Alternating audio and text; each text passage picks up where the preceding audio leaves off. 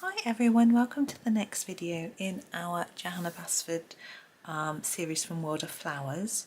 Now we're going to be doing this lovely circular sort of wreath today, and we're actually not going to be starting with the background. We usually do, just because I find it easier to choose colours if I know what the background's going to be. So I'm just erasing a bit, there's a bit of colour that's come through from the other page. But I'm going to choose my background colour. So actually I have already chosen it, and it's going to be the Naples yellow, but I'm not going to put it down until I've coloured the rest, because I'm going to go all over the lines. It's very fine detail, it's going to be quite tricky. So I'm going to colour the rest, and then I think it'll be the better way round to go. So let's see. Berries. I love colouring my berries, but these are very small. So I'm going to sharpen my pencil, and I'm actually going to just block them in rather than trying to make them all shaded and pretty. So I'm going to use my scarlet red and just go around colouring in all the berries. It's really simple, but I want to get them fairly dark if I can. I'm trying to get them dark around the edge and in the middle, but they're so small.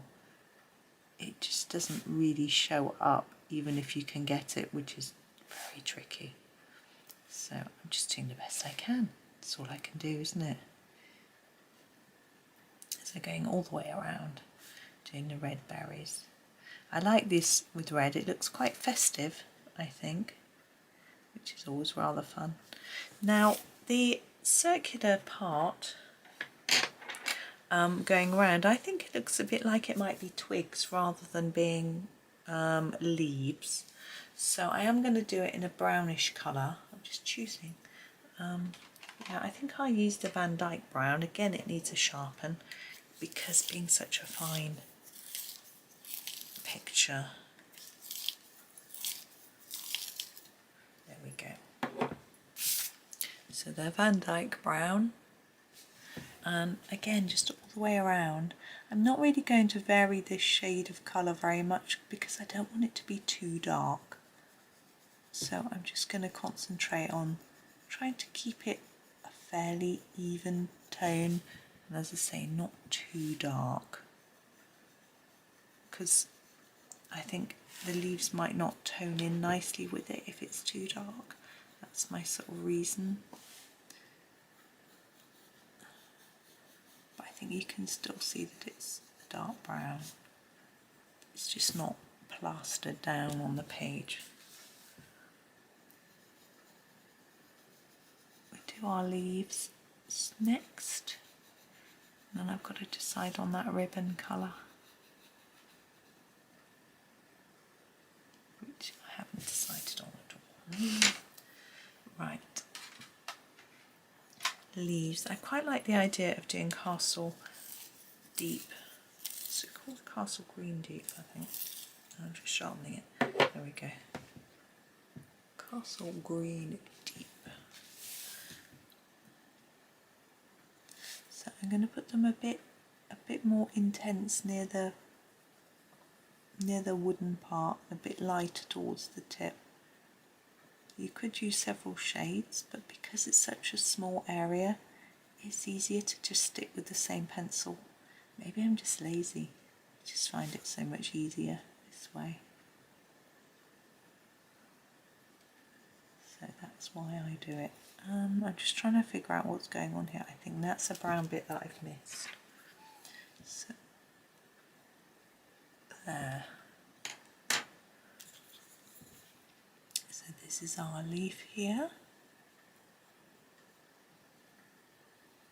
I guess that would be a bit of leaf showing through between the wooden parts, I'm guessing.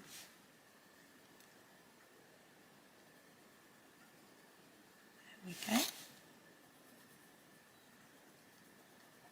So it's just quite a simple design, doing the same thing as we go around. You could change your leaf colour if you wanted. I just find it really fun and relaxing keeping the same colour. I know some people find that a bit boring, and that's fair enough if you do change it up. You could do a slightly lighter tone. There are several, the Castle Greens, there's a middle and a light as well as a deep, I think. So you can maybe use all the ones from that family. if you wish. It's good to try and sort of use ones that are similar tones, I find. I still haven't decided on my ribbon colour. I'm going to have to decide soon. We're getting closer, aren't we? Now, as this looks quite festive, I could, excuse me. Oh, tickly throat, really tickly throat. Oh, as this looks quite festive, we need to think of a colour for the ribbon that's going to work. And we've got a yellow background. I'm going to have to go and get a drink of water. Oh, that's better. Sorry about that, goodness, horrible tickle. So yes, we've got a festive theme going on, so we need to think about whether we want to continue that festive theme in the ribbon or try and take it to a different sort of thing, because, you know, this isn't a festive picture really. So I'm thinking maybe if I do the ribbon in orange, it might draw us away from that festive feel. So I'm going to grab the orange lake. It'll also work well with the background of the yellow. So I'm trying to do it a little bit darker near to the ends of the ribbon. I'm not leaving too much white because I think the yellow might creep in that we're using for the background. I'm not really sure what's going on here. I'm just going to colour that in. There we go. So now it's time to grab the Naples yellow and to do the background. There's quite a faintish yellow, so you might want to layer it up a little bit just so that it shows up. But sometimes it's good to start with a fainter colour. You can just gradually build up the colour. And I used to think yellows were the best background colour because if you missed a bit you couldn't tell when you looked at it from a distance, but then I realised that when I photographed it, it actually showed up all the white. So it's actually quite a difficult background colour. So I'm trying my best. And that's why I'm layering it up a little bit just so that I can see it. So if I've missed bits I can see. That's the plan anyway. It's not going to be perfect by any stretch, but you know, once I'm happy with it then I can stop. And my standards aren't massively high. I don't want to make it stressful for myself. I want to make sure it stays fun. Striving after perfection is never going to end well. We're all improving. Practice helps us improve. There's always going to be someone that we think is better than us. Other people may not agree with us, but instead of feeling like defeated by looking at someone's good picture, what I do is I have a look at it and I think, what is it about that picture that I am liking so much? Is it the colours? Is it the shading? Is it the medium? Is it the, I don't know, techniques? What is it? What is it I like? And then I can start to slightly unpick it and think, well, if I want to improve my picture and I want it to look more like this one, well, I'll have to start using more brown, or I'll have to start shading a bit more, or I have to put more shadows in, or I'll have to start whiting out the black lines, or whatever it might be that I'm liking. You know, so it's quite worth not just going, wow, that's good, it's too brilliant, I can never do that, and just not looking. Think about it carefully. What is it you like, you know, and actually, what is it you dislike? It sounds a bit mean.